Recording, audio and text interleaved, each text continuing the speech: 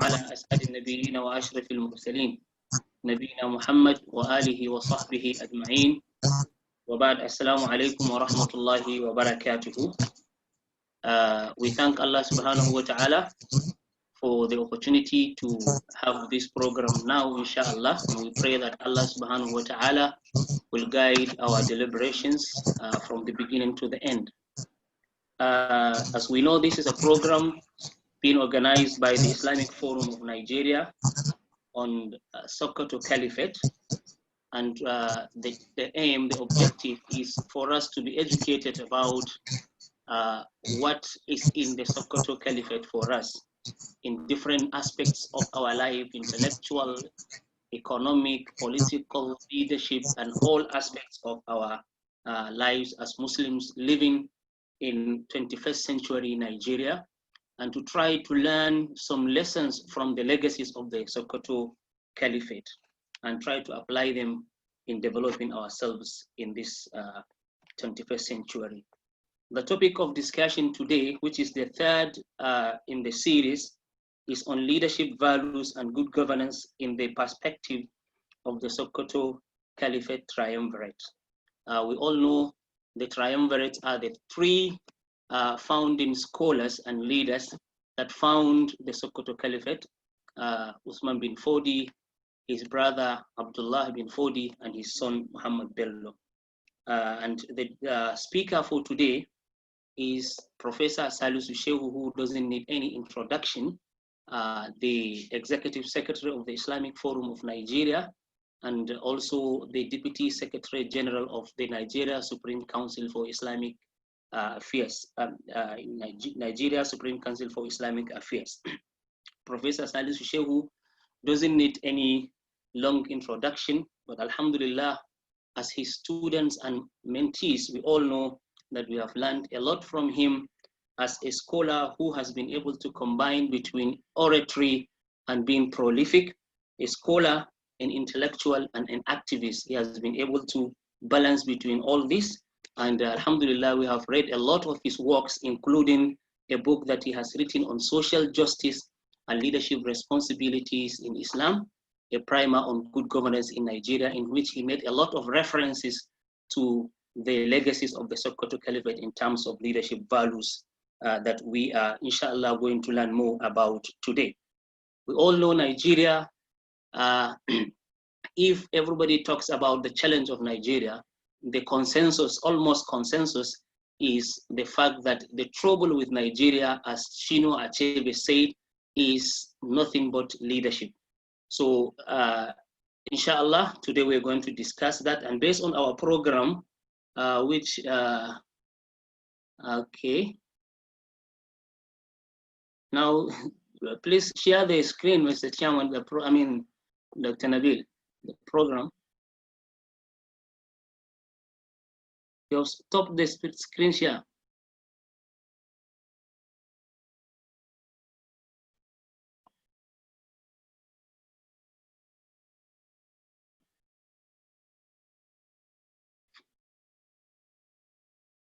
So inshallah, we will first listen to a recitation from the glorious Quran from Brother Dr. Nabil Bello before we go to the other aspects of the program, inshallah. Dr. Nabil, Bismillah. أعوذ بالله من الشيطان الرجيم. بسم الله الرحمن الرحيم. ولقد سبقت كلمتنا لعبادنا المرسلين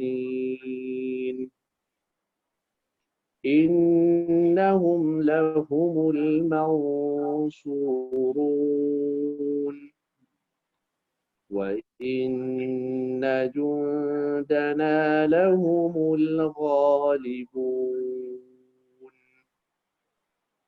فتول عنهم حتى حين وأبصرهم فسوف يبصرون أفبعذابنا يستعجلون فإذا نزل بساحتهم فساء صباح المنذرين وتول عنهم حتى حين وأبصر فسوف يبصرون سبحان ربك رب العزة عما يصفون وسلام على المرسلين والحمد لله رب العالمين. MashaAllah, Jazakallahu khairan for this beautiful recitation from the glorious Quran. Alhamdulillah, I have already introduced the speaker, Professor Salisu Shehu, and inshallah, without taking longer time, I will request Professor Salisu Shehu to make his presentation, inshallah. Wabillahi tawfiq.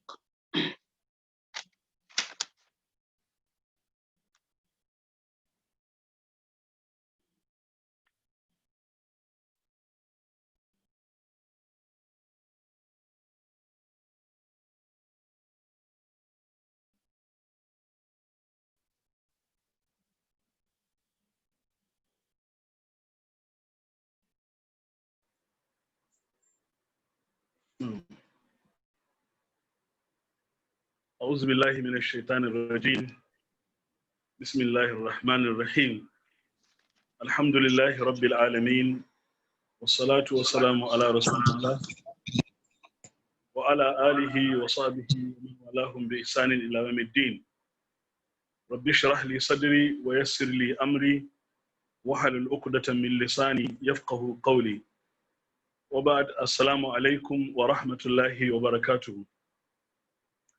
Let me begin by thanking the moderator for making a very good introduction to the lecture.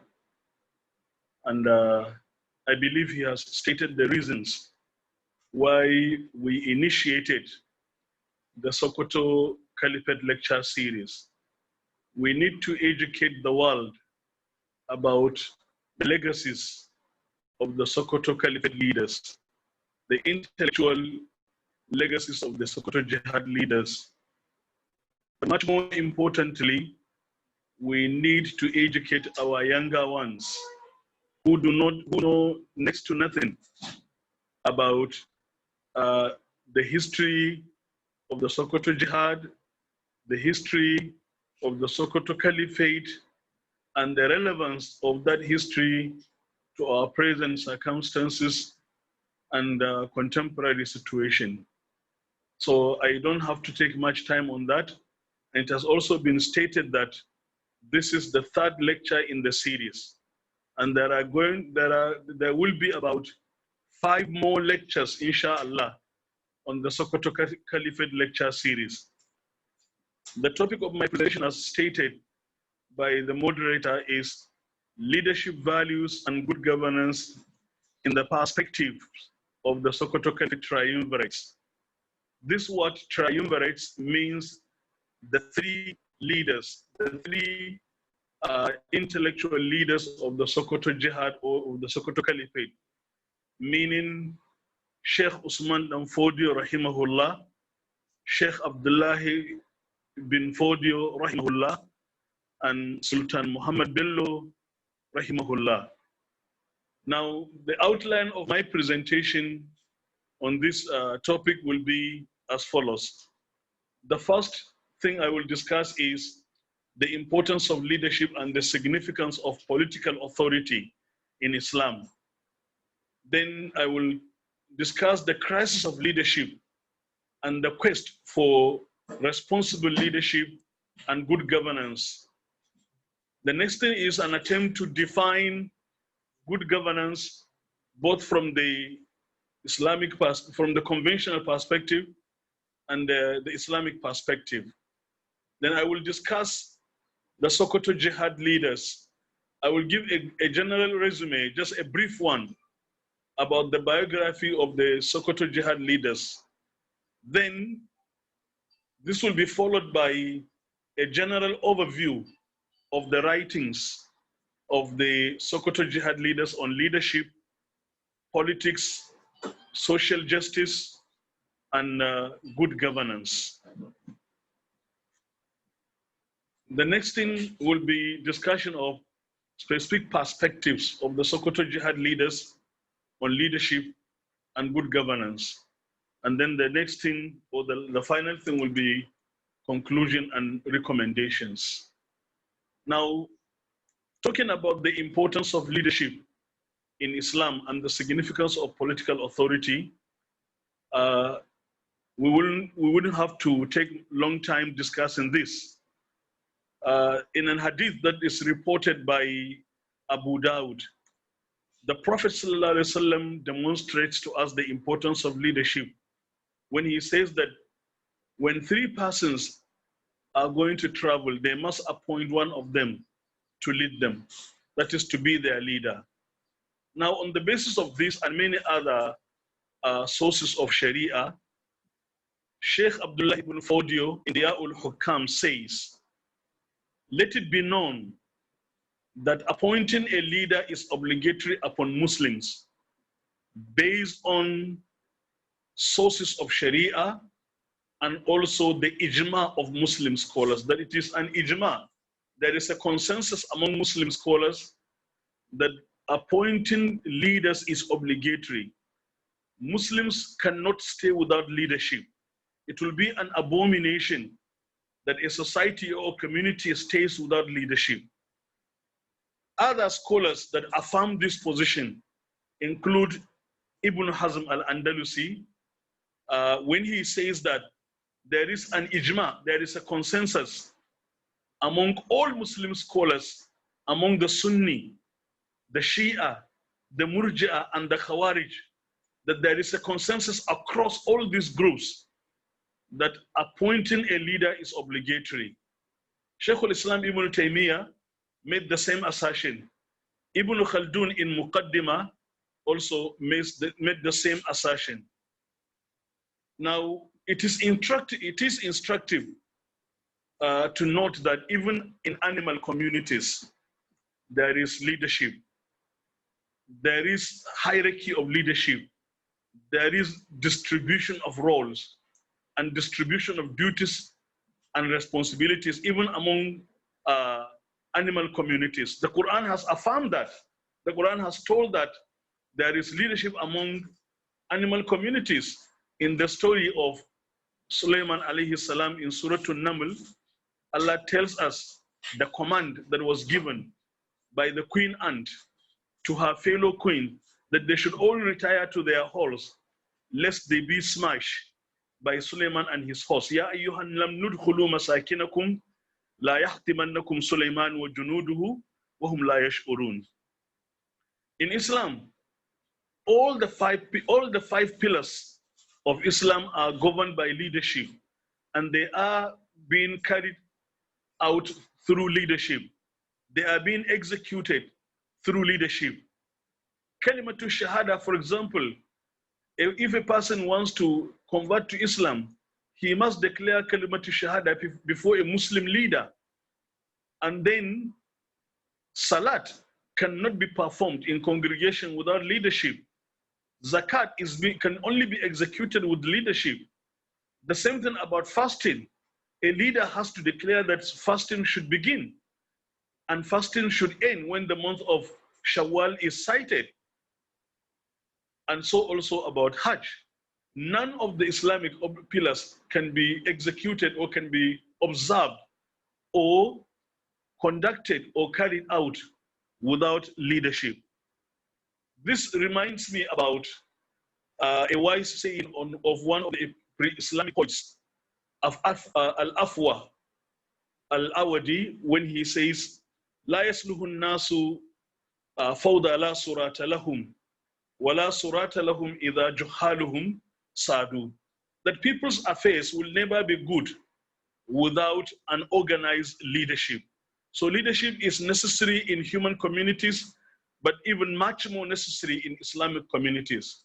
What about the essence of leadership and the significance of political authority in Islam? The Quran has told us about the essence of leadership and the significance of political authority in Surah Al-Hajj, verse 41. That is chapter 22, verse 41, where Allah says, الَّذِينَ إِمَّكَّنَّاهُمْ فِي الْأَرْضِ أَقَامُوا الصَّلَاةَ وَآتَوُوا الزَّكَاةَ وَأَمَرُوا بِالْمَعْرُوفِ وَنَهَوْا عَنِ الْمُنكَرِ وَلِلَّهِ عَاقِبَةُ الْأُمُورِ.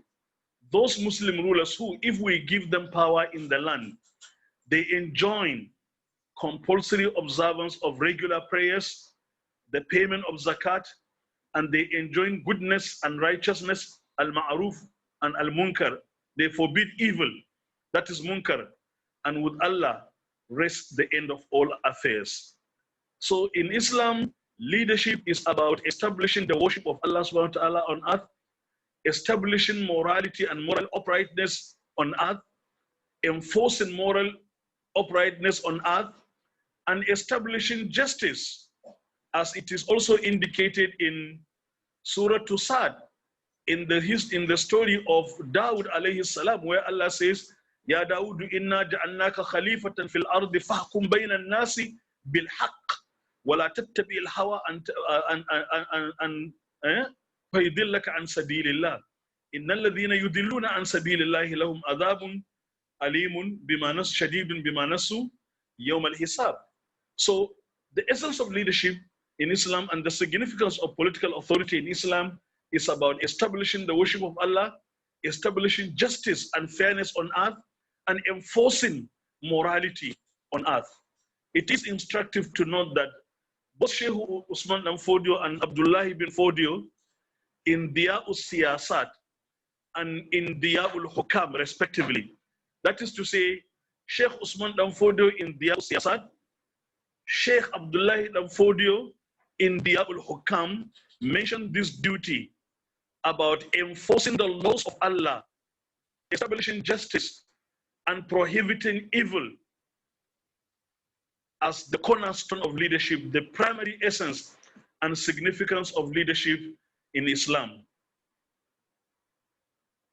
Now, what is it that motivated us to discuss about leadership in the perspective, leadership values and good governance in the perspective of the Sokoto Jihad leaders?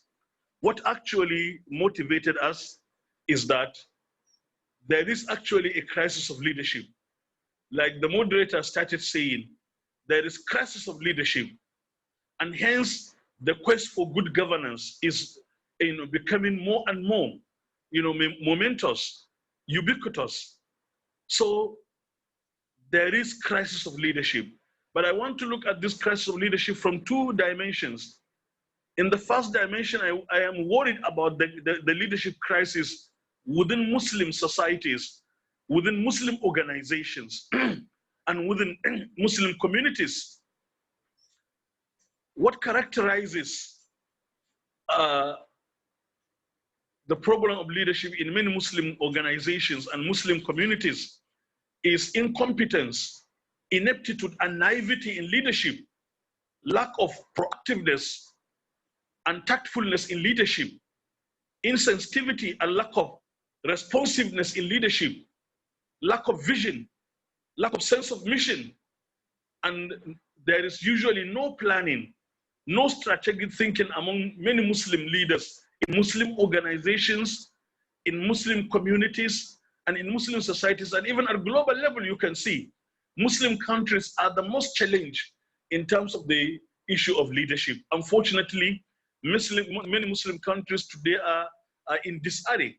Many Muslim communities are so destabilized because of the crisis of leadership.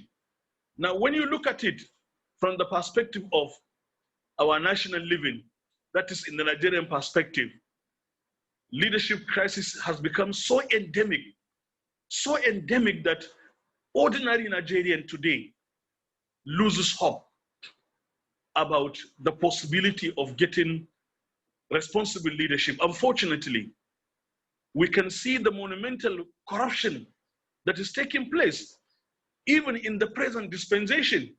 Look at the monumental corruption that is taking place. Impunity has come to gain ground in Nigeria. Like somebody says, corruption and poor leadership have become our own weapon of mass destruction. We are living in a condition of war in this country.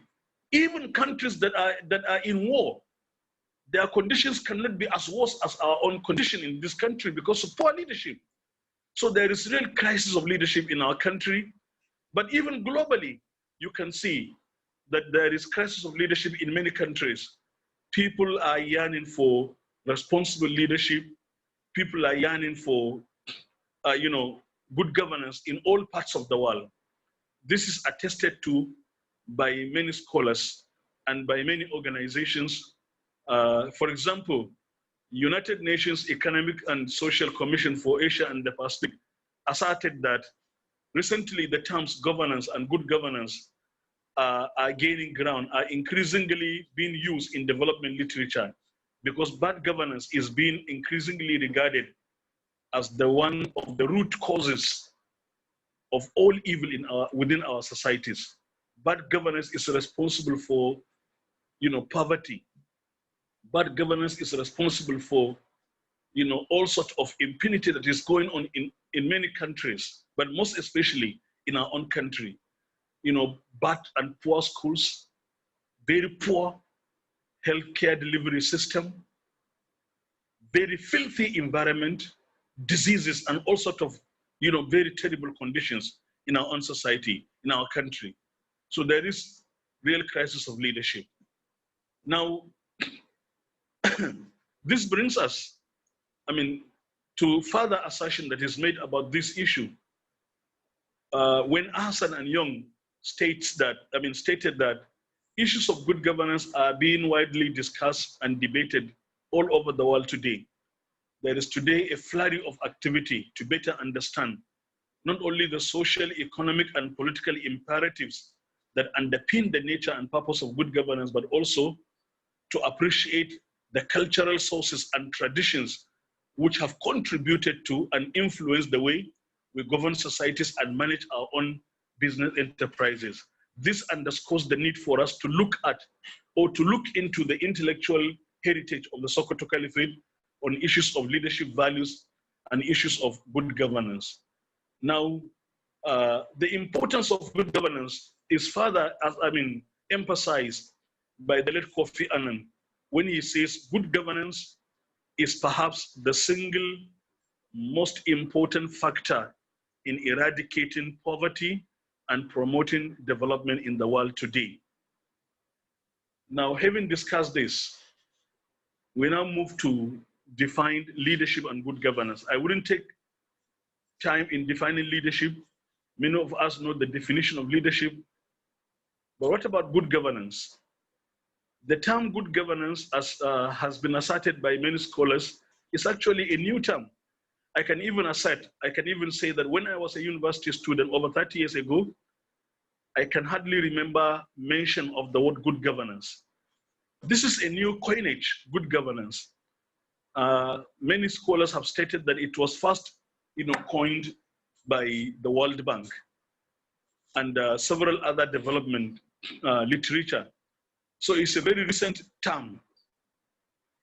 But whatever the case may be, we need to understand it and we need to define it from conventional and from Islamic perspective.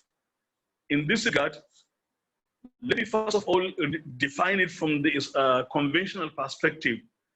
Then I will come to see the definition from the Islamic perspective.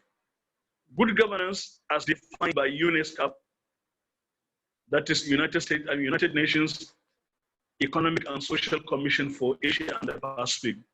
It says good governance is participatory, consensus-oriented, accountable, transparent, responsive, effective and efficient, equitable and inclusive, and follows the rule of law. It assures that corruption is minimized and that the views of minorities are taken into account and that the voices of the most vulnerable in society are heard in decision-making. it is also responsive to the present and future needs of society. This is the definition given by UNESCO. UNDP identified 9 characteristics of the definition of good governance, which are almost the same with the one that I've just read. These 9 characteristics include: number 1, participation, observance of rule of law, transparency, responsiveness in leadership, consensus orientation, equity, effectiveness and efficiency, accountability, and strategic vision. This is the definition given from the conventional perspective, and as you can see, this definition is secular. What about the definition of good governance from the Islamic perspective? The concept that is closest to to good governance in Islam, the concept that is very close to it is the concept of siyasa shar'iyya, as-siyasa ash-shar'iyya, siyasa to shar'iyya. Sheikh Usman Danfodio talked about siyasa to shar'iyya in his book Diya'us Siyasat. We'll come to refer to it more copiously. Again, we will remember the book by Sheikh al-Islam Ibn Taymiyyah, as-siyasa to shar'iyya fi islahi ra'i wa ra'iyya. So when we come to look at good governance from the Islamic perspective, one would say from the perspective of siyasa sharia, if we know the definition of siyasa sharia, but we will come to discuss it further, we would say that all the 9 characteristics of good governance as identified and enumerated by UNDP, all these are inclusive in the Islamic definition of good governance, or in the concept of siyasa ash-shar'iyya. They are all inclusive. But then, the definition of good governance or siyasa shar'iyya in Islam does not stop at these 9 points enumerated by UNDP, or these things identified by UNESCO. Like I said, they are all included in the Islamic concept of siyasa shar'iyya. But however, the definition of good governance in Islam goes beyond these ones to include necessarily not a matter of not a matter of choice, but a matter of necessity. The definition of good governance in Islam must include al-amru bil ma'ruf wal nahyu anil munkar. That governance must also include enjoining and enforcing righteousness, enjoining and enforcing morality, and prohibiting evil, prohibiting munkarat, all sorts of evils, all sorts of forbidden abominations, al-fahsha, al-fawahish, and haram must all be enforced. This is a necessary thing in the Islamic definition of good governance. As we read in the verse earlier, we read from Surah Al-Hajj, الَّذِينَ إِن مَكَّنَّاهُمْ فِي الْأَرْضِ أَقَامُوا الصَّلَاةَ وَآتَوُا الزَّكَاةَ وَأَمَرُوا بِالْمَعْرُوفِ وَنَهَوْا عَنِ الْمُنكَرِ. So good governance in Islam must necessarily include establishing the worship of Allah subhanahu wa ta'ala. That is the essence of leadership in Islam. Leadership in Islam will be useless if salat will not be observed regularly.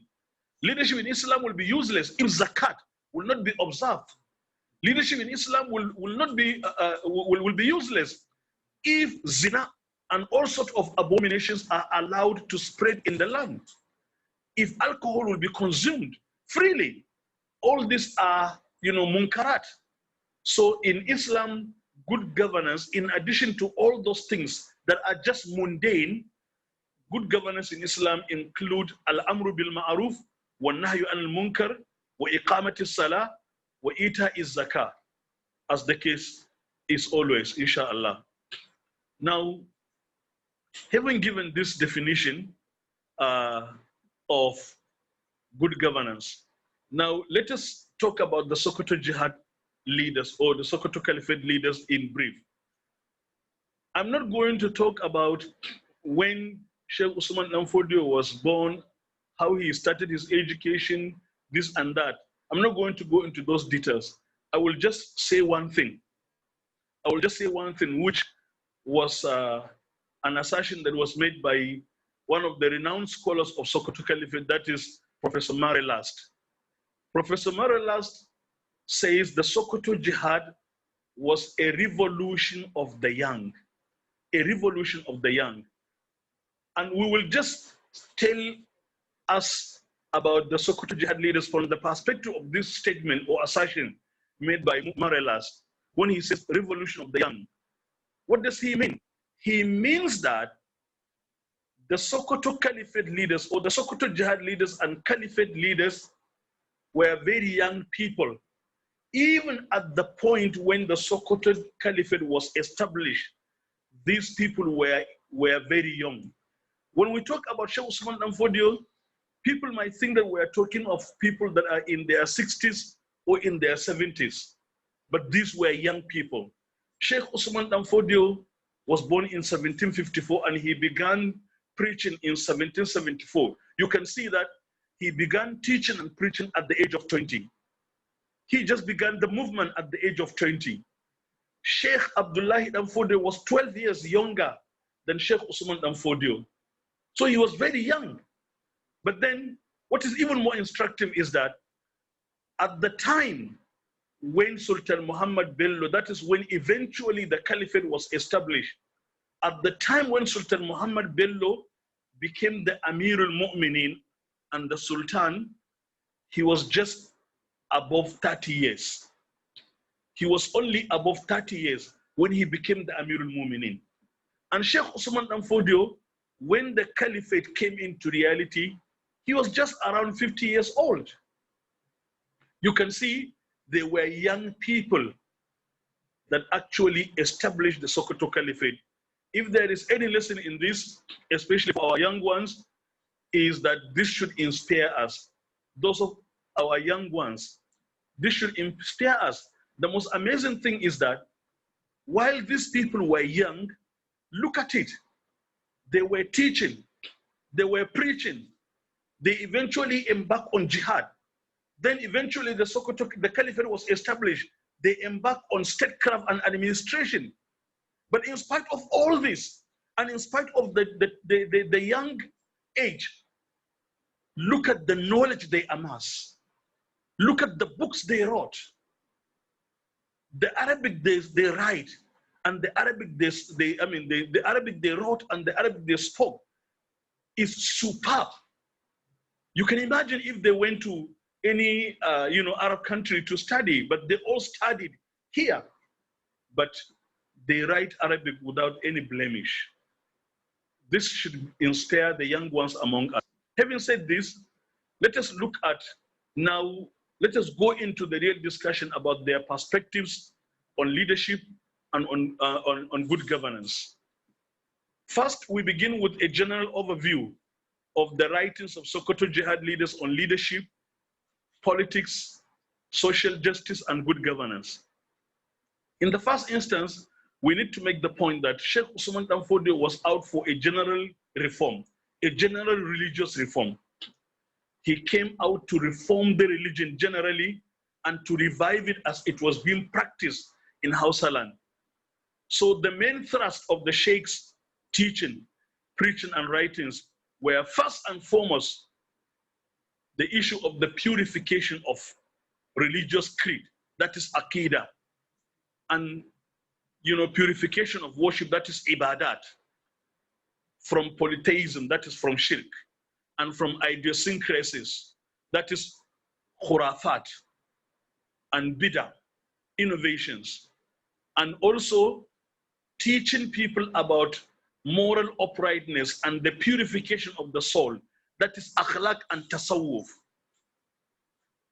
Now, these are very common themes in the writings of Sheikh Usman Danfodio. For example, in Nurul Albab, in Wathiqatul Ikhwan, in Sirajul Ikhwan, in Ihya'us Sunnah wa Ikhmadul Bid'ah, in many other books. You can see all these issues of general religious reform, reform of Aqidah, reform of Ibadah, reform of Akhlaq, from all sorts of shirk and idiosyncrasies. This is from a general perspective. In other words, I'm trying to say that they didn't come out just for the purpose of political reform. It was a comprehensive religious and socio-political reform. And this can be seen also when we come to discuss about their writings on socio-political reform. That is to say, besides the general perspective, let us now focus on socio-political reform as part and parcel of the overall jihad, the revolution that they embarked upon. Sheikh Usman Fodio, tells us about their aim at political or socio-political reform, especially in one of his books on political reform, that is Kitabul Farq. For example, Sheikh Usman Fodio in this book describes leadership, what he calls leadership of the infidels. Leadership of the infidels, that is leadership of people that don't believe in God. People that lead with tyranny. People that lead with corruption.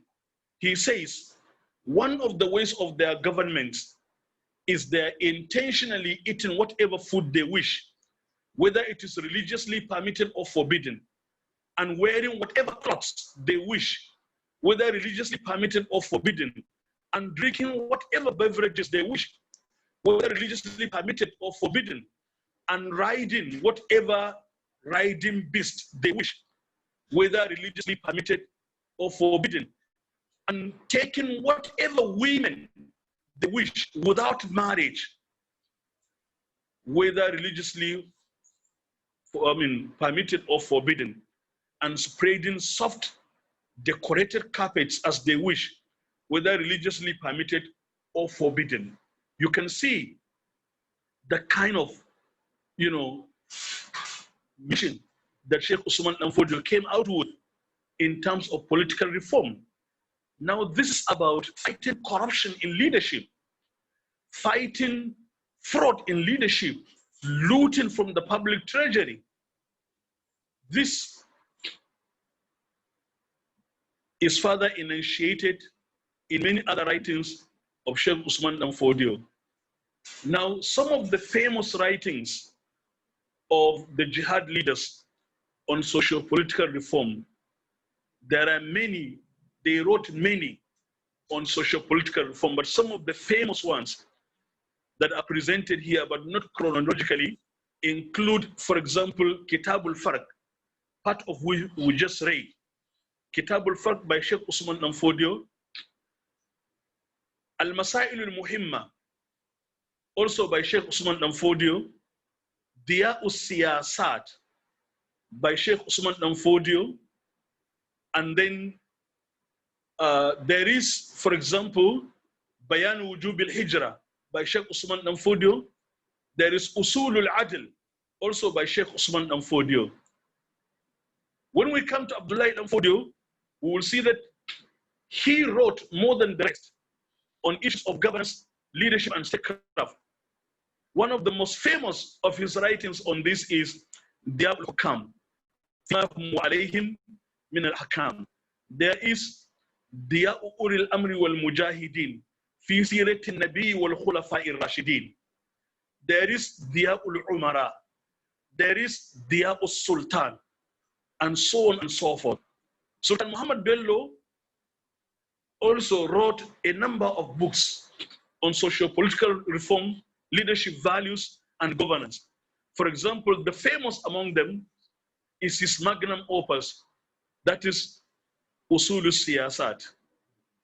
And then there is Al-Ghais al-Wabl fi Sirat al-Imam al-Adil. There is Al-Ghais al-Shu'bub fi Tawsiyat Amir Yaqub, and so on and so forth. Infaq al-Maysur can also be considered as one of the books that Sultan Muhammad Bello wrote on issues of governance and leadership. Now, this is from a general perspective. Let us look at their perspectives on leadership from very specific points of views. Now, on the issue of good governance, as they all stated that good governance is the essence of politics in Islam. Sheikh Usman Danfodio made it very clear that good governance is the essence of politics in Islam. What he is saying, and I will read, but before I read, what Sheikh Usman Danfodio is saying is that if a Muslim would participate in politics, then it must necessarily be for the purpose of engendering good governance. If as long as you will participate in politics, not for the purpose of engendering good governance, Sheikh Usman Danfodio said it is clearly and categorically haram to participate in politics.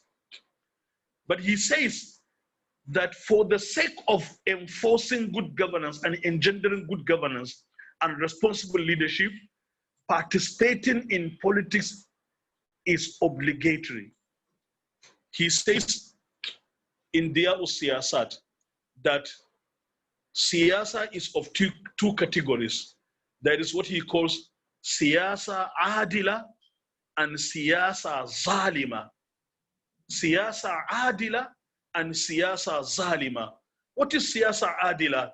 He says siyasa adila, that is just and legitimate politics, is the politics that procures people's right from the unjust and from the wicked.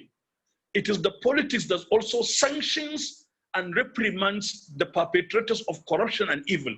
This is siyasa adila. And he says it is obligatory. I mean, about the latter, about siyasa zalima, he says it is the siyasa that perpetrates corruption. It is the siyasa that perpetrates zulm, injustice and tyranny in the society. It is the siyasa that doesn't procure the rights of the weak from the wicked ones. And he says it is obligatory to participate in siyasa adila, that is siyasa that is based on bringing good governance, siyasa whose intention is about engendering responsible leadership and good governance. He says it is obligatory for people to participate in siyasa adila. What are the reasons of Sheikh Usman Danfodio? He says the reason is that if people that are good refuse to participate in siyasa adila, then it means that will result in the neglect of people's right, in abandoning of Sharia laws, and in the emboldening of the corrupt miscreants in the society, as we are seeing today. And it will also open the door of wrongdoing and injustice, bloodshed, and acquisition of wealth unlawfully, if people refuse to participate in siyasa adila. And as I said earlier, he says categorically, for these reasons, participating in siyasa adila is compulsory, is obligatory. And for the same reason, participating in siyasa zalima is haram. That is to say, if a person will participate in politics only to go and promote corruption, only to be partaking in fraud, then it is haram.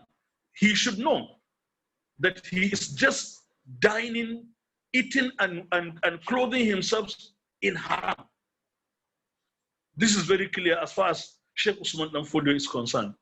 Then, number two, another important thing is Sharia-guided politics is an obligation. I think I have made this point. That is to say, Sharia, siyasa adila, which is siyasa sharia, Sheikh Usman Danfodio said it is obligatory. Now, coming to issues of social justice, both Sheikh Usman Danfodio and Abdullahi bin Fodio have stated that social justice is the essence of leadership and is indeed the foundation of leadership.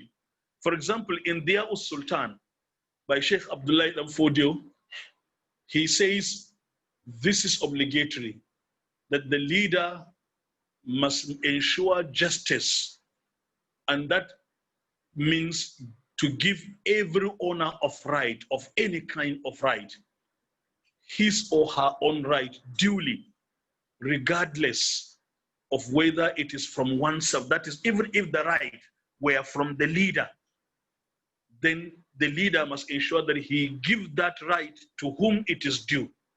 That is Sheikh Abdullahi ibn Fodio's definition of justice.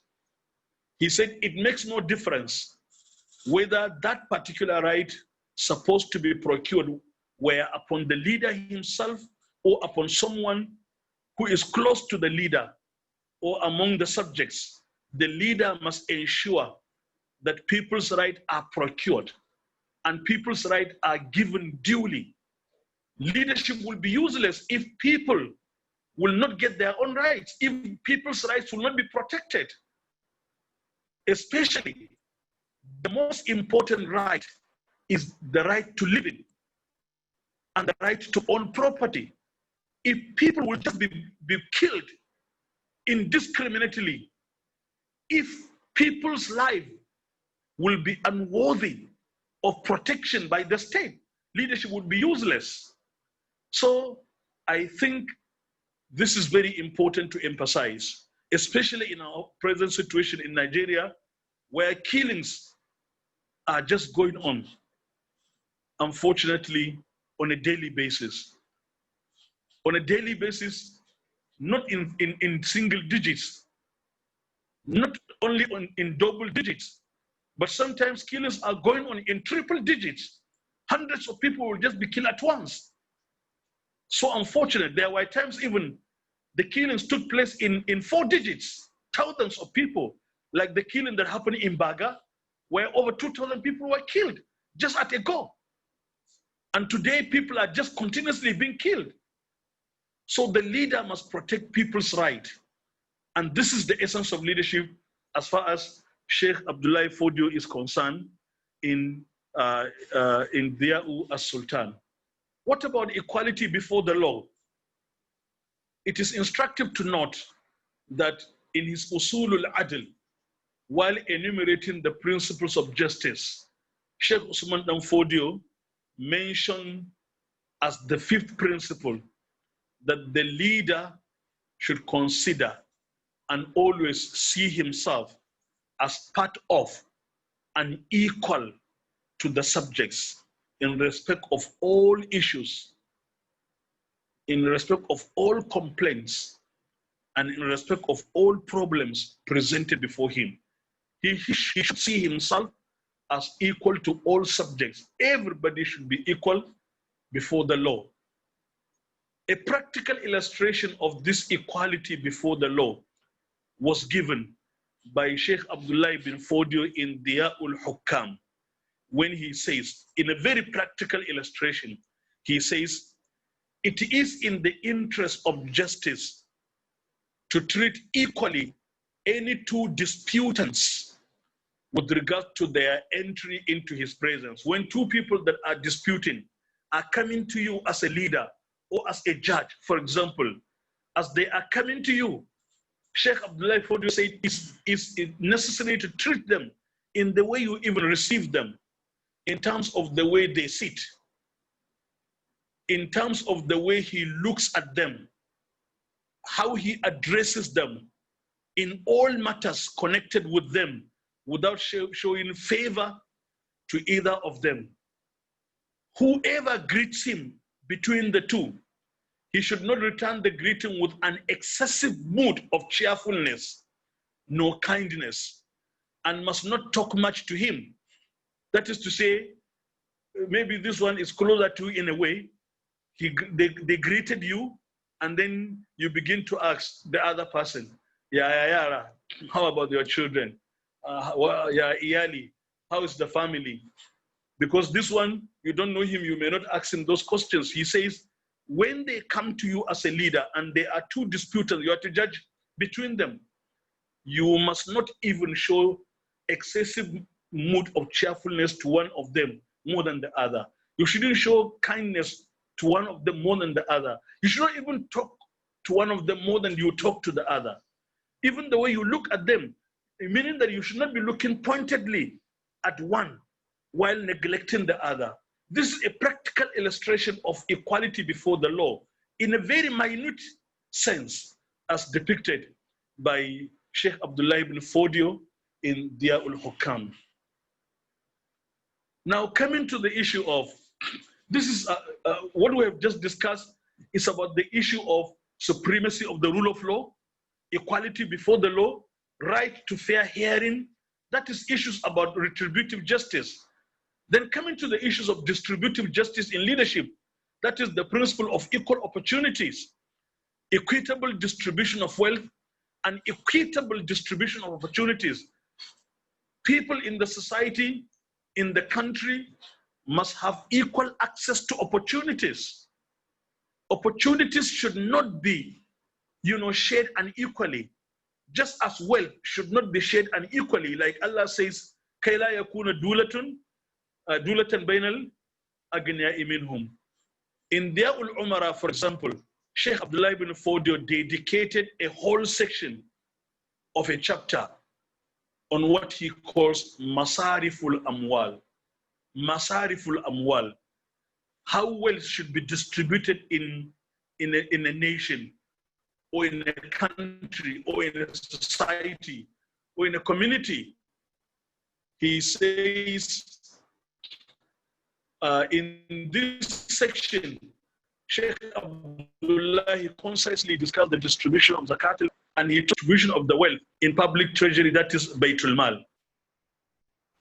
Then coming to another issue that is very important in leadership is the issue of transparency and accountability in public responsibility and leadership. First, beginning with looting from the public treasury and breaching of trust. In Diya'ul Umara, Sheikh Abdullah ibn Ford dedicated a whole section or chapter to this, and he captioned it, Fasl al-Fasl فيما لا يحل للأمراء أخذه من الأموال ما لا يحل للأمراء أخذه من الأموال. That is a chapter that explains that which is not permissible for leaders to take of public wealth. He discussed extensively about the prohibition of taking anything from public treasury based on nusus. And we can recall the hadith of the Prophet ﷺ in which he says, whoever is assigned to any public responsibility and some allowance or salary is, stipulated for him or her, and he takes a needle or anything above it, shall come with it on the day of judgment. In Diya'ul Hukam, Sheikh Abdullahi Fodio charges leaders on the need to enforce asset declaration and regular auditing of their appointees. That whenever they appoint leaders, that is, they appoint governors, or they appoint ministers, or they appoint chairmen, as the case may be, or they appoint, they delegate responsibility. He says that it is important that they should make them to declare their asset at the point of appointment. And he says after some time, he should be undertaking regular auditing. He should be undertaking regular auditing of their, possessions. And he says, whatever is found of their wealth, which cannot be explained, which cannot be proven to be legitimate earning from their allowances or their salary, he says this should be confiscated and taken back to the public treasury. Whenever an regular auditing is undertaken, that is to say, not in the way we do it now, that when an appointee or an electee is finishing his term, or her term, then it is at that point that he will now declare asset for the second time, after declaring for the first time on appointment. So you can see Sheikh Abdullahi ibn Fodio is saying that it should be conducted, auditing should be conducted on a regular basis to see whether they have accumulated wealth illegitimately.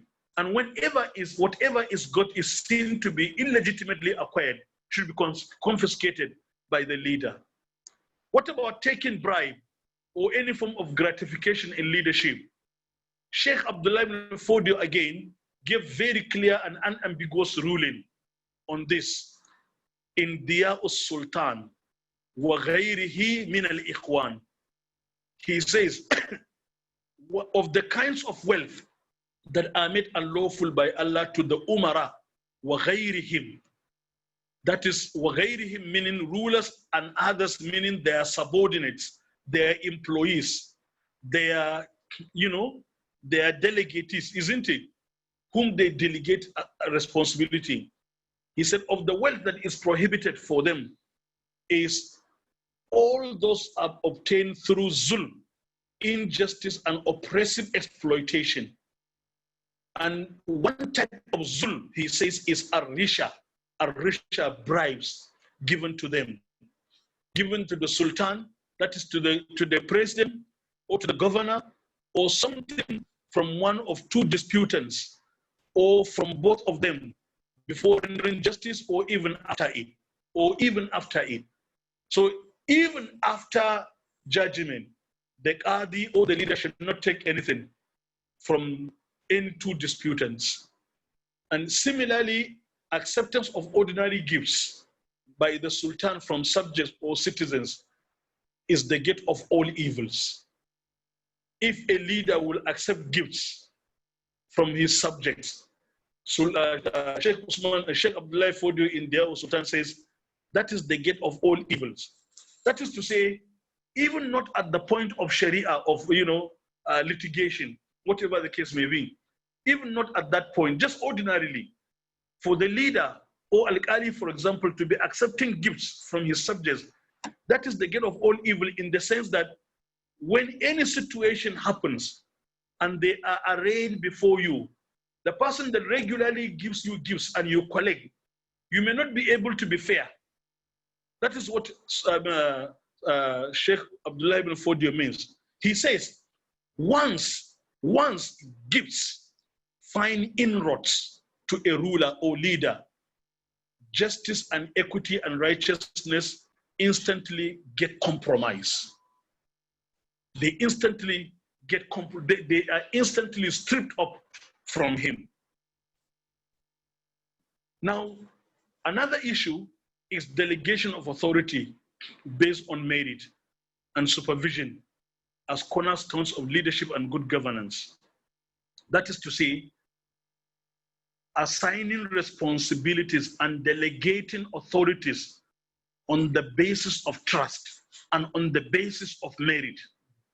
This is one essential cornerstone of leadership, responsible leadership and good governance. Respect for merit, respect for competence in assigning responsibilities and in delegating authority. The Sokoto Jihad leaders are telling us that this is a cornerstone in leadership. And let me make this point. Many of us are fond of quoting a statement from Sheikh Usman and Fodio that a nation can survive kufr, but cannot survive injustice. Of course, this statement is not only attributable to Sheikh Usman and Fodio, but also attributable to many scholars that have written on leadership. It's usually attributable also to Shaykh al-Islam Ibn Taymiyyah. But the point I want to make is that many of us make this statement. Little do we know that that particular statement is specifically,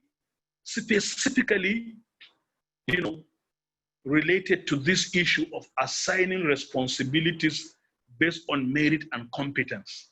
That is to say, when people are assigned responsibilities and they are delegated some form of state function or state duty, not based on competence and merit. It is at that level that that nation cannot survive that kind of injustice. This is very clear in the explanation made by Sheikh Usman Danfodio in Bayan Wujub al-Hijra. Sheikh Usman Danfodio in Bayan Wujub al-Hijra says, a man was asked why the rule of the Sassanid dynasty had degenerated to the extent it had. He said that was because they had appointed low men to high posts.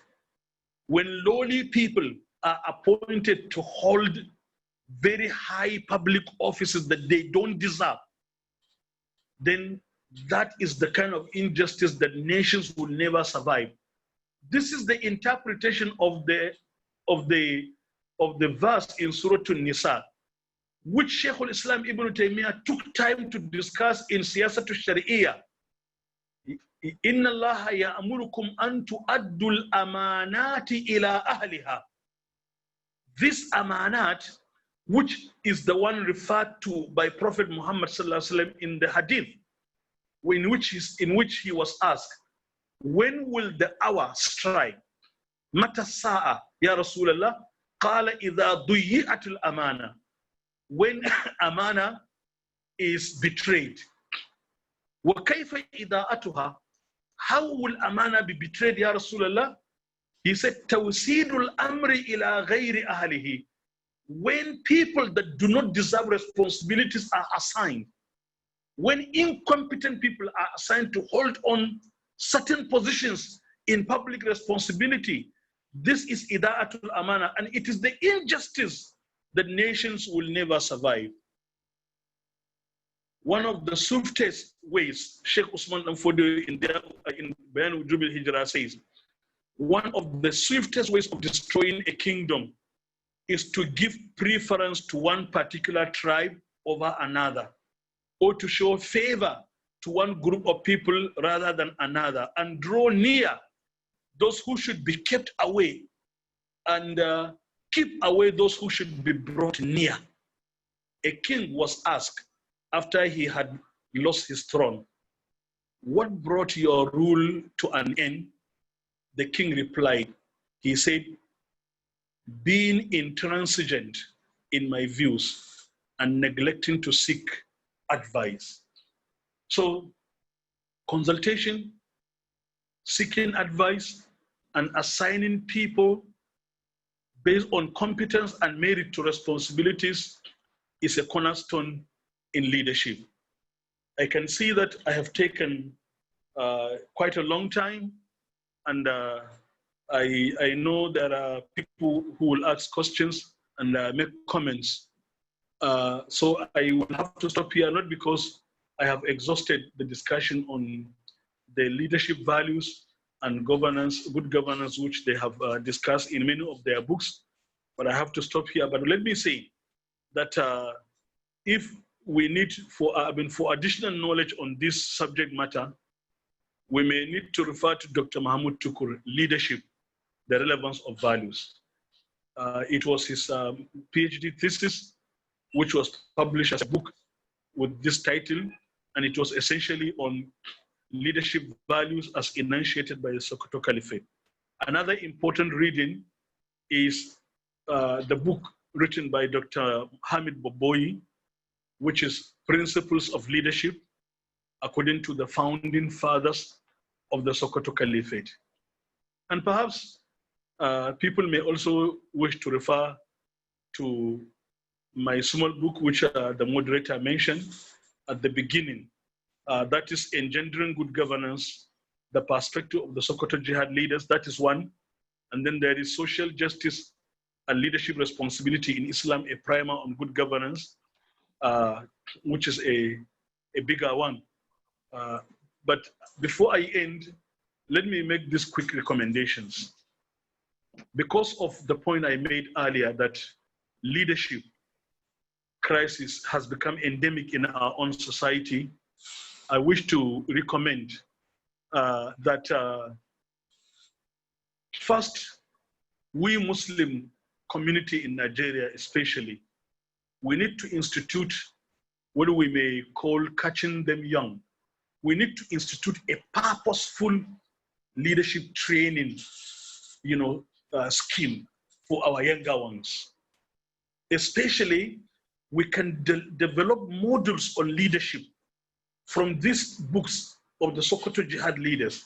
Let us develop some very simple manuals on leadership, which we should be teaching in our Islamia schools to catch them young. Because of what I said earlier, that in Muslim organizations, in Muslim societies, there is crisis of leadership. You can see real incompetence in leadership, ineptitude and naivety in leadership. And you can also see selfishness and greed in leadership, and even fraud, unfortunately, even in Islamic organizations.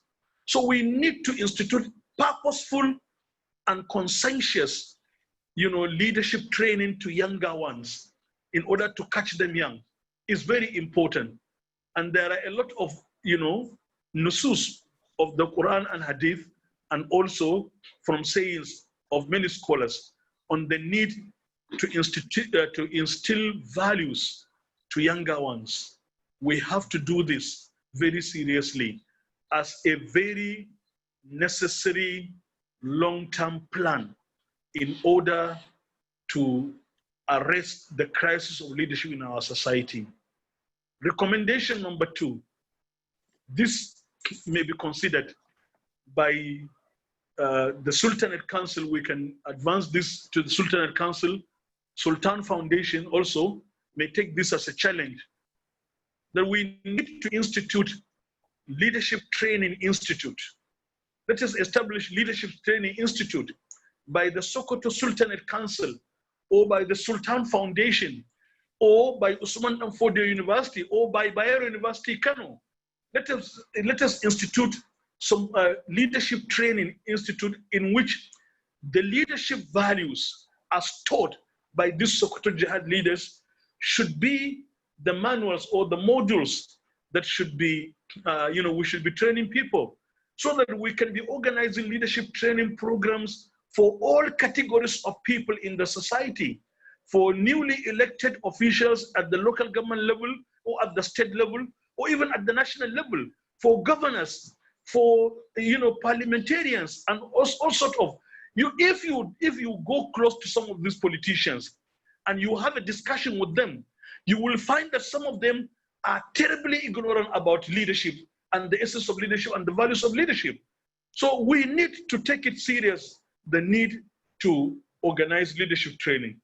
Islamic organizations can also be part of the trainees, leaders of Islamic organizations.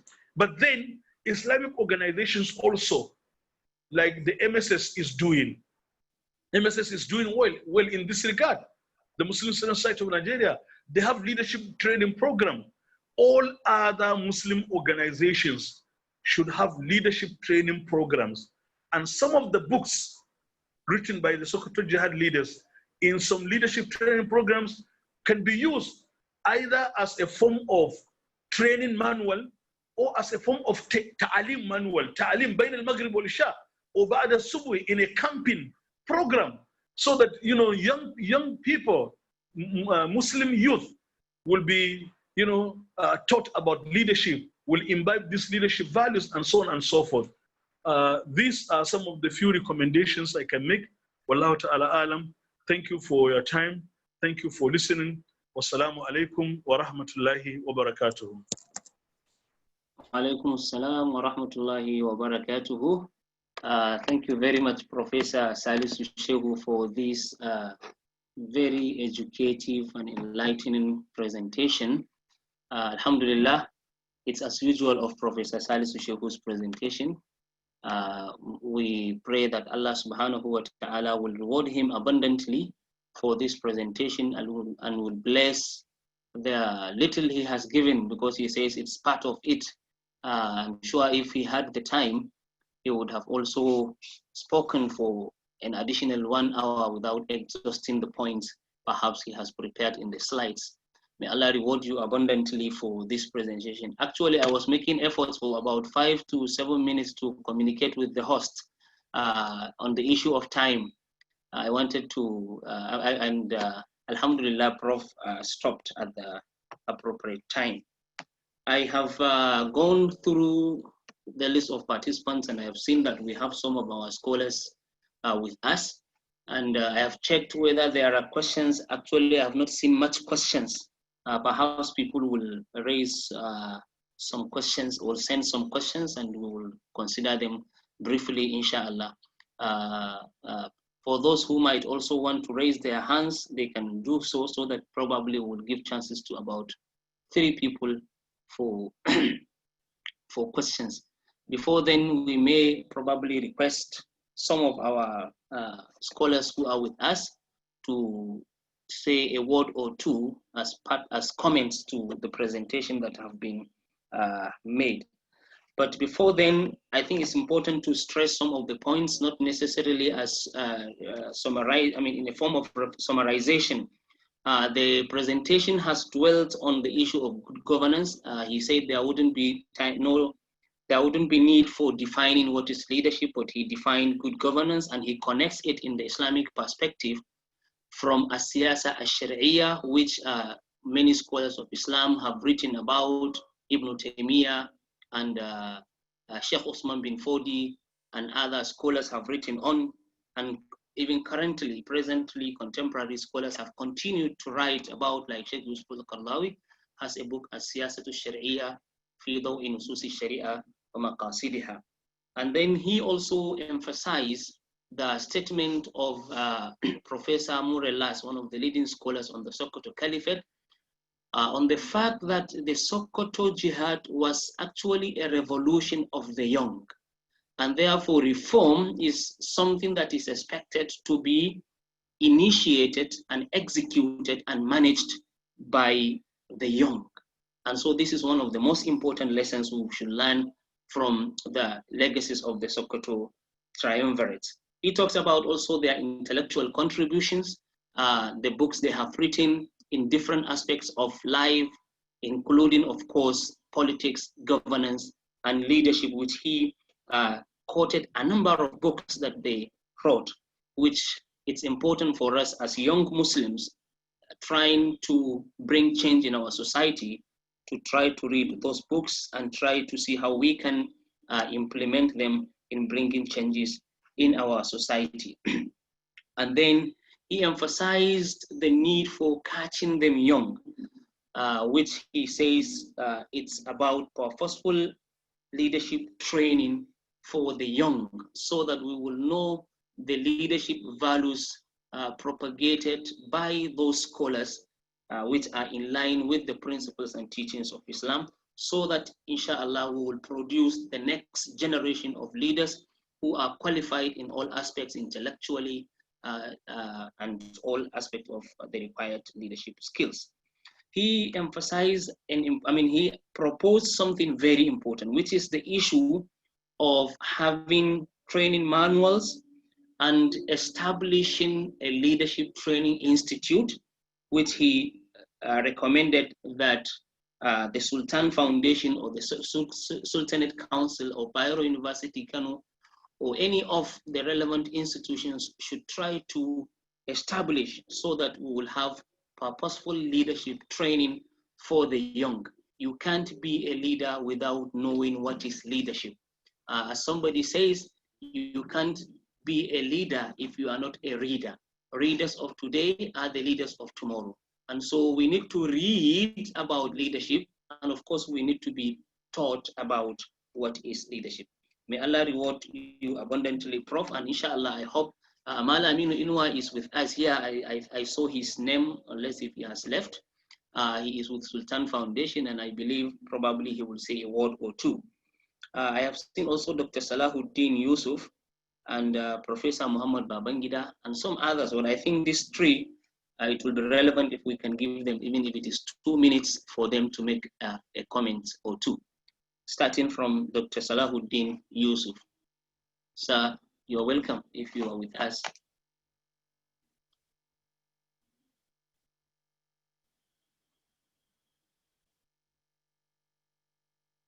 Hello? MashaAllah. Hello? Now we can hear you, sir. Can you hear me? We can hear you. Okay. Wa alaikum assalam. Assalamu alaikum warahmatullahi wabarakatuh. Wa alaikum assalam wa rahmatullahi wa barakatuh. I want to commend Professor Salisu Shehu for his presentation. Nobody was expecting anything less than what he has done. We know he's very eloquent, very prolific. May Allah subhanahu wa ta'ala reward him, give him good health and give him a good life. We thank him so much. Assalamu alaikum wa rahmatullahi wa barakatuh. Wa alaikum assalam wa rahmatullahi wa barakatuh. MashaAllah. Okay, the second is Malam Inua.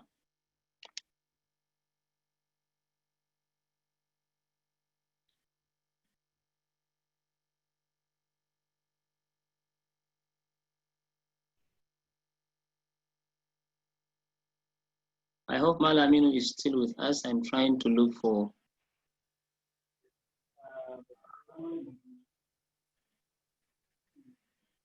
Dr. Nabil, you have seen him? Aminu Inu Muhammad should be the name. He's not with us, but you can call Malam Muhammad Babangida. Okay, Dr. Muhammad Babangida. Professor Muhammad Babangida.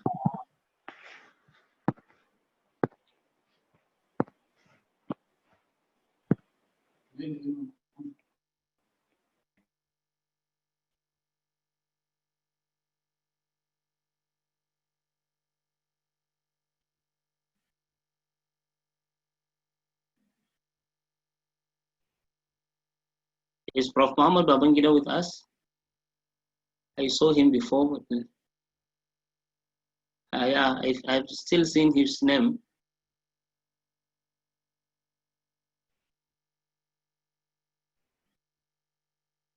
Okay, Dr. Nabil.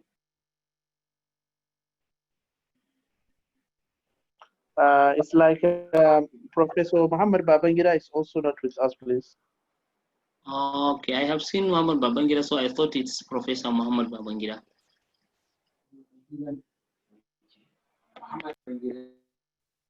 Huh? There is still Muhammad Babangida. I thought it's Professor Muhammad Babangida. Yes, I unmuted that person, but I think he's maybe attended to something else. Okay, mashallah, jazakallah khair. Hello. So I think we can.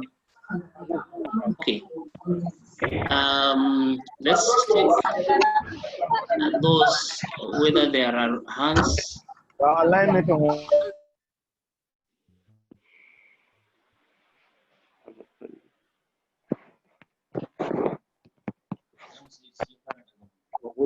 Kuskure ne na taba unmute all. Kuskure ne.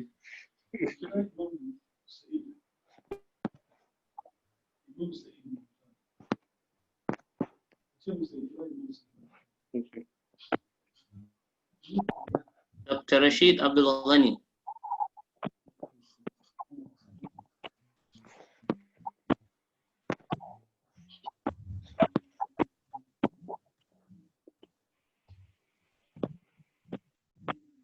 Assalamu alaikum warahmatullahi wabarakatuh. Alaikum assalam wa rahmatullah.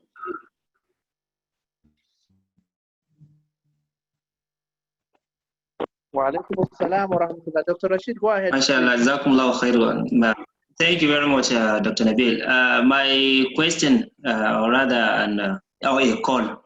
I don't know, based on my little experience and my present situation here as academic planning director in Gombe State University, I observed that since last year, circulation proposed review syllabus for Islamic studies, which we made a lot of comments, but up to now, I think the plan is still going on.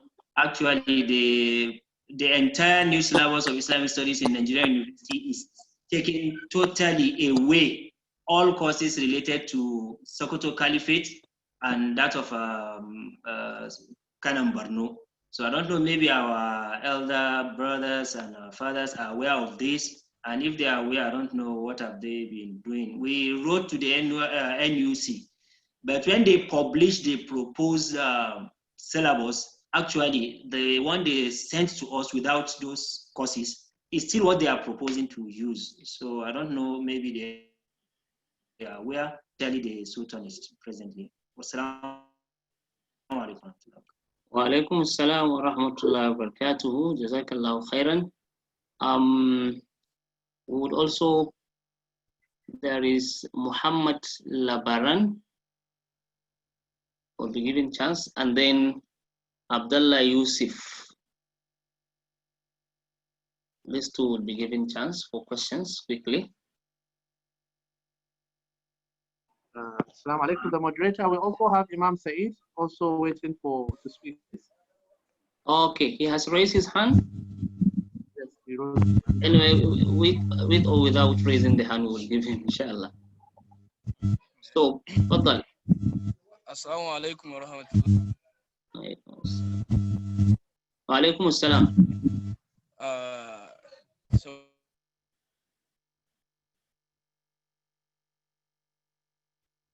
any challenge? Actually, No. I will thanks to Professor.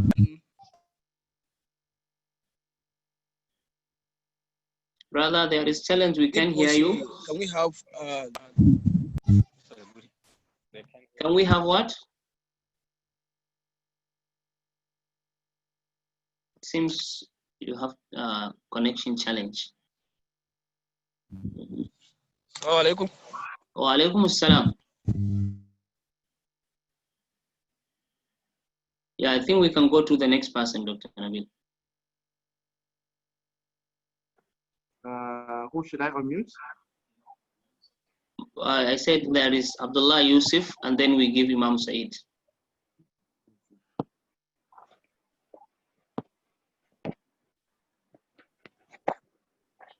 Assalamu alaikum wa rahmatullahi wa barakatuh.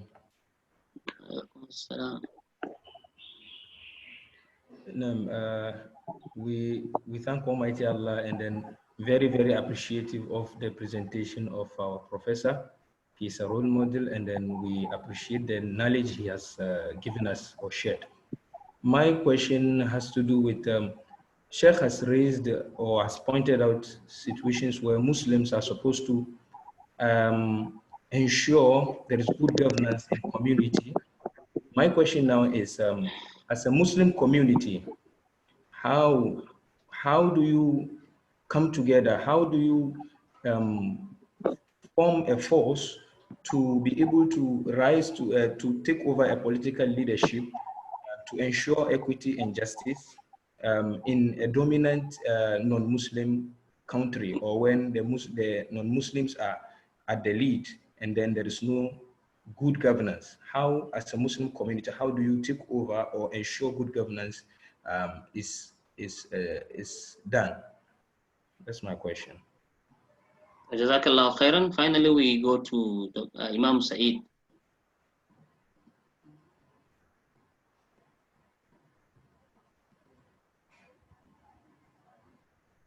Imam Saeed from Ghana. Assalamu alaikum wa rahmatullahi wa barakatuh. Prof. Salam. How are you, sir?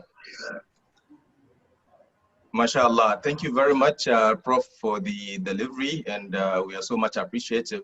My question is, how would Professor Salisu Shehu address the issue of sectarian differences and the namings vis-a-vis what the crisis of leadership that we are having today? I mean, Muslims all over, particularly in the sub-regions, will tell you that we have our leaders, but the leaders or the leadership is not effective because, in fact, somebody, as I always share, would almost forget that he's a Muslim, but will quickly admit his tag as Sunni, Izala, or something like that, you know? How do we really downplay these differences in our quest to overcome the crisis of leadership? That is my question. Jazakallah khair. Jazakallah khairan, ya Imam. I think it is actually one of all the questions also I have noted from the chats, inshallah. Most of the questions, some of the questions I saw on the chat have already been taken care of by the presentation by Professor Salisu Shehu. So I think we can give him the chance to respond to some of the questions that have been raised here, inshallah.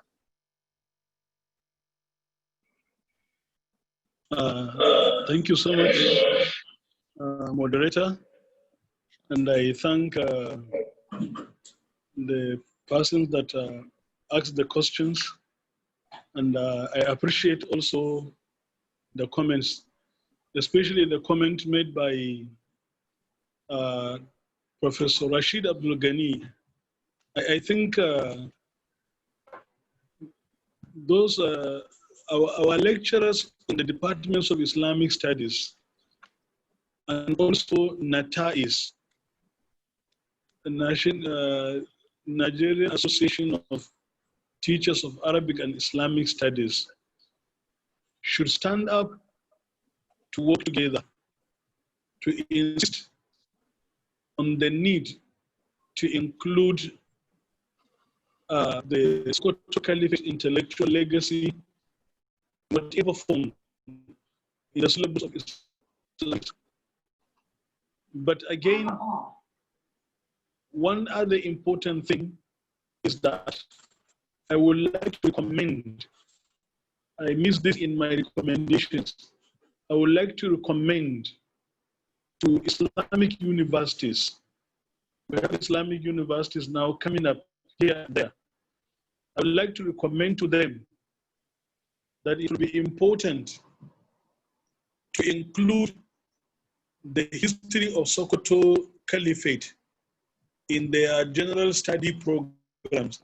Every university has its own general paper, general studies.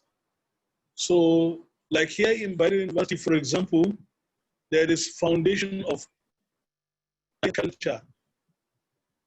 Under that course, we can put the history of Sokoto Caliphate in that course. But Islamic universities that are now coming up, they should try to institute a general course on Sokoto Caliphate so that every student, whether he offers or she offers Islamic studies or not, must know something about the Sokoto Caliphate. It is so pathetic that our younger ones do not know our history. You will be surprised that a lady I met who is from Kaduna State, who graduated from Bayero University in 2005, that means, and she was born in 1982 in Kaduna. That was 5 years before the creation of Kaduna State. But she even came to the university and graduated from the university, but she didn't know that Kaduna State was created out of Kaduna State. She didn't know that Kaduna State was part of Kaduna State. This is as worse as it is. Even closest of happenings to us, our younger ones do not know, not to talk of history of over 200 years ago. So I think we should take this matter very seriously. And Islamic studies lecturers in this regard are really particularly challenged. The next was the person who asked a question about how would we in the Muslim society imbibe these leadership values. I think this lecture and some of the recommendations I made are part of the ways in which we can inculcate these leadership values in people and especially in younger ones, especially the youth that are coming up. Like I said, Islamic organizations should have programs on leadership training because of the importance of leadership. People are just usually assigned leadership positions while they know next to nothing about leadership. So we need to, as much as possible, double up our efforts in trying to organize and institute leadership training schemes. Now, about the question that was asked by Imam Said, I think there is the teachings, some of the teachings, generally the teachings of the Sheikh, the Sokoto Caliphate triumvirates. If a person consciously studies their books and their writings, you will see that they are not given to extremism in any way. And they are also not given they are not given to, sectarianism. That is ta'assub. التعصب يعني ماذا تقول الطائفي and so on and so forth. And they have written in some of their books. It's no time to give another lecture, but they have written in several of their books about avoiding, extreme behaviors in almost everything, and especially in issues of aqidah, in issues of relating with the mazahibs and so on and so forth. They've written on that. I think if we study some of these books that were written by them on these issues, that will help us. But the most important thing is for a Muslim, whether he is a preacher or teacher, the most important thing is for a person to actually try to make sure that one, takes a moderate position in whatever he has. Moderacy does not mean al-fard or ifrat. It does not mean extremism. It does not mean laxity. Wallahu ta'ala alam. Assalamu alaikum wa rahmatullahi wa barakatuh. Wa alaikum assalam wa rahmatullahi wa barakatuhu. Before we close in the next few minutes, inshallah, I have seen Alaji Saleh Kwaru, Malam Saleh Adamu Kwaru also raising his hand. I think we can give him the chance. Somewhere I spotted someone like Professor Suleiman Abdullahi Karwai. Probably he will give a remark before we go to the last item, inshallah. Malam Saleh.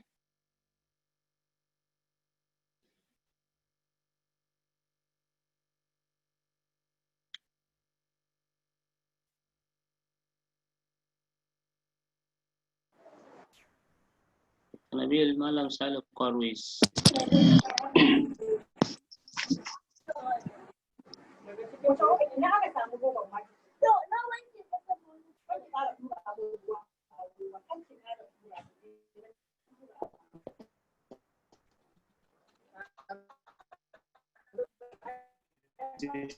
Should be able to.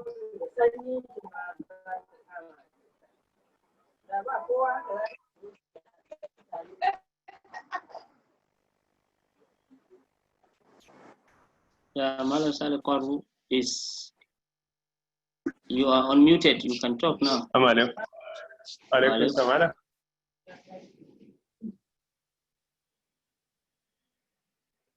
Maybe he has a challenge.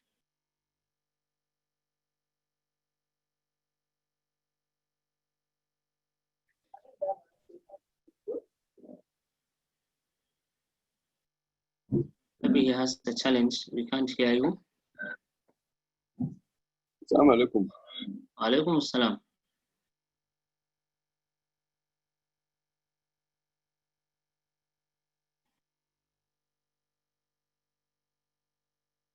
So I think we can, it's like there is challenge, and we can give the chance to Professor Karwe. I think it's like I can see Professor Karwe. Professor Karwe has left. Okay. In that case, we can go to the next. What do we have as the last item in our program? Votes of thanks from Dr. Dukawa. Okay. Dr. Dukawa, okay.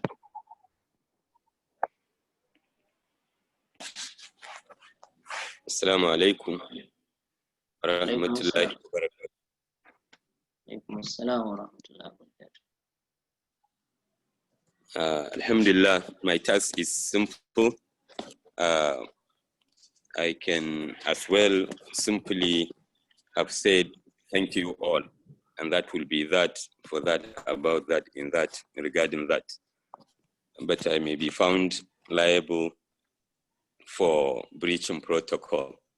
So in that regard, I will say all gratitude be to Allah subhanahu wa ta'ala for enabling us to have this session. And after that, I express our sincere gratitude to the Islamic Forum of Nigeria management that allowed or that took the responsibility of organizing this session. My next thanks goes to our able and erudite speaker, Professor Salisu Shehu, for educating the over 120 of us that attended the class. May Allah consider his efforts as part of service to humanity. May he reward him most abundantly. Our moderator, Malam Abdullahi Lamido, we thank you for the excellent moderation.